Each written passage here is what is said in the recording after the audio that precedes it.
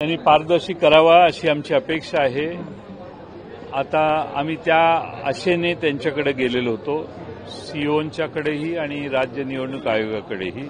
राज्य निवडणूक आयोग जर असं म्हणणार असेल की आम्हाला निवडणुकीच्या याद्यात बदल करता येत नाही, तरी त्यांच्या देखत आम्ही ज्या चुका दाखवल्या त्या दुरुस्त करण्याची इच्छा जर राज्य निवडणूक आयोग दाखवत नसेल तर त्यांची मानसिकता काय हे कळतं। आणि त्यामुळे राज्य निवडणूक आयोगाकडून आमची अपेक्षा आहे की त्यांनी सीओना सांगितलं पाहिजे की ह्या याद्या दुरुस्त करून द्या, त्याप्रमाणे आम्ही काम करू। राज्य निवडणूक आयोगाने नियमात असताना देखील काही गोष्टी केल्या नाहीत, जे नियम तुम्ही त्यांना दाखवले। राज्य निवडणूक आयोग सगळं मुद्दामून करते का, म्हणजे केंद्रीय निवडणूक आणि राज्य निवडणूक आणि कोणाच्या दबावाखाली करते का? या दोन्ही गोष्टी आम्हाला माहीत नाहीत। आम्ही जे सांगतोय त्याला मिळालेल्या उत्तरावरून निष्कर्ष जर काढला तर राज्य निवडणूक आयोग हे लवकरात लवकर त्यांनी ऍक्शन घ्यायला पाहिजेत।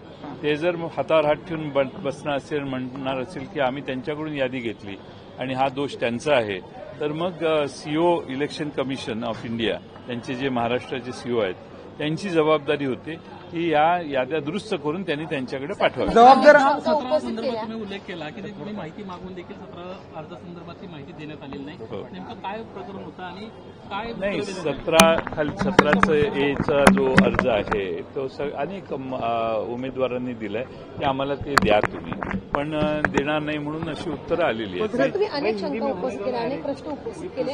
आयोगाच्या अधिकाऱ्यांचं नक्की म्हणणं काय आहे ते तुम्हाला 2 तास तुमची चर्चा झाली। या 2 तासांमध्ये त्यांचं म्हणणं आहे आम्ही याच्यावर विचार करू आणि तुम्हाला उत्तर देऊ, गंभीर आहे ना, आणि हे सकारात्मक आम्ही विचार करू असं ते म्हणतायत। आम्ही त्यांना विचारलं की आम्ही जे सांगतोय, जे पुरावे देतोय, ते दाखवतोय, ते तुम्हाला पटले का?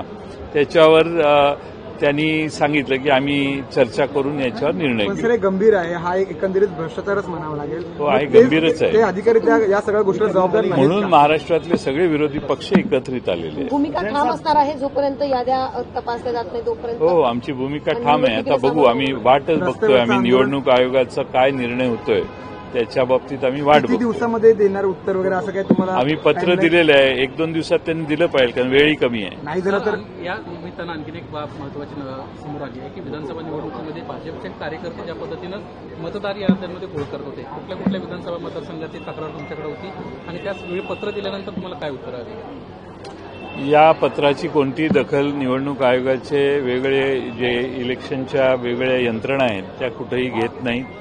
मी एक उदाहरण अशोक पवार यांचं दिलं, त्यांनी उत्तर काय दिलं ते जे नियमात बसत नाही ते उत्तर दिलं। आम्ही आज राज्य निवडणूक आयोगाला आणि सीओना सांगितलं याच्यावर तुम्ही ऍक्शन घ्या, घेतो म्हटलं, आता बघू काय घेतात।